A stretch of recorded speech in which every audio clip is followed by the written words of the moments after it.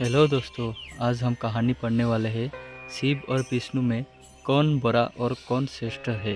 कहानी को शुरू करने से पहले अगर आप हमारे चैनल पर नए हो और भगवान शिव को मानते हो तो जो चैनल को सब्सक्राइब करके बेल आइकन जरूर दबाइए। साथ ही लाइक करना ना भूलें और कमेंट में लिखो हर हर महादेव। शिव और विष्णु दोनों ही सनातन धर्म के दो सबसे महत्वपूर्ण ईश्वरीय सत्ताएं हैं। भगवान शिव और विष्णु की पूजा अनंत काल से सनातन धर्म में की जाती रही है। जहाँ शिव को युगिराज कहा जाता है, वही विष्णु के अवतार श्री कृष्ण को युगेश्वर भी कहा जाता है। शिव और विष्णु दोनों में एकता है।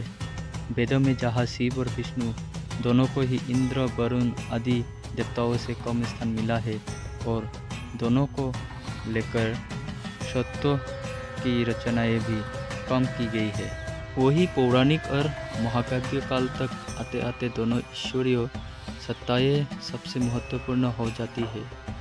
त्रिदेवों में ब्रह्मा जी को सृष्टि का रचयिता माना जाता है, विष्णु को जगत का पालक माना जाता है, तो वही शिव को सृष्टि का संहार करता माना जाता है। लेकिन इन तीनों से श्रेष्ठ कौन है, इसको लेकर मतभेद रहे हैं। सृष्टि से पहले कौन था, शिव या विष्णु? विष्णु पुराण, श्रीमद् भगवत गीता, ब्रह्मवैवर्त पुराण में आदि में विष्णु को ही जगत का मूल और उत्पत्तिकर्ता माना जाता है, जिससे ब्रह्मा और विष्णु दोनों ही उत्पन्न हुए हैं। विष्णु पुराण और लिंग पुराण विष्णु की जगह भगवान शिव को ही सृष्टि का मूल मानता है और उनसे ही ब्रह्मा और विष्णु की उत्पत्ति बताता है। ब्रह्मा जी को त्रिदेवों में सृष्टि का रचयिता तो माना गया है, लेकिन उनकी पूजा नहीं की जाती रही है, जबकि विष्णु जी की पूजा और शिव जी की उपासना हमेशा से की जाती रही है। इसलिए इन दोनों ईश्वरीय सत्ताओं को ही सबसे महत्वपूर्ण माना गया है। इस कई पुराणों में विष्णु और शिव जी के बीच श्रेष्ठता के विवाद को लेकर कोई कथाएं हैं। शिव पुराण में शिव एक स्तंभ के रूप में प्रकट होते हैं और विष्णु और ब्रह्मा से खुद को श्रेष्ठ और प्राचीन सिद्ध करते हैं। श्रीमद् भगवत पुराण, श्रीमद् भगवत गीता भारत के विष्णु सहस्त्रनाम में रुद्र अर्थात शिव जी को अपने से उत्पन्न बताते हैं। लेकिन इस विवाद को खत्म किया गया रामचरितमानस में।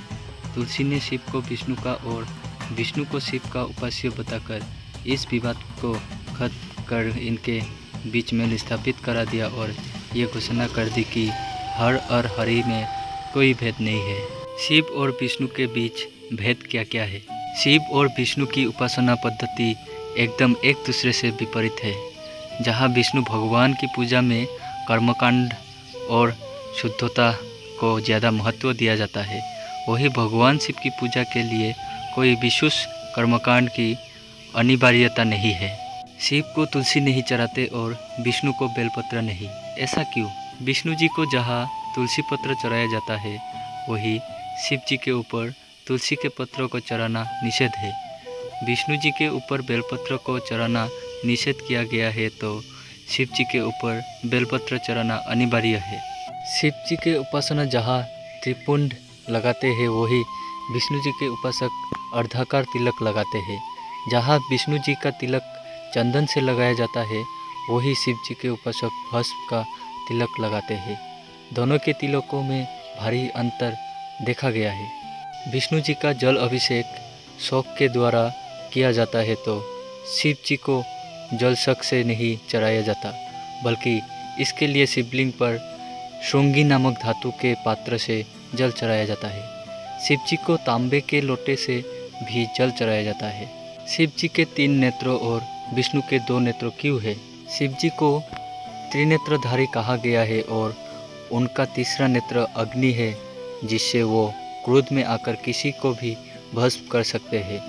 वही विष्णु जी के सिर्फ 2 नेत्र है, जो चंद्रमा और सूर्य है।